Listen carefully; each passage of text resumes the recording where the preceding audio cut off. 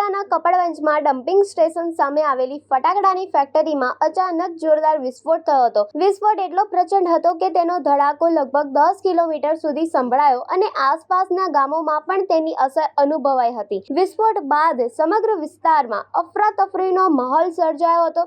ઘટના સ્થળે લોકોના ટોળેટોળા ઉમટી પડ્યા હતા. પ્રાથમિક માહિતી મુજબ આ દુર્ઘટનામાં 5 થી 6 લોકો ઈજાગ્રસ્ત થયા છે. ઈજાગ્રસ્તોને સારવાર માટે હોસ્પિટલ ખસેડવાની કાર્યવાહી હાથ ધરાઈ હતી.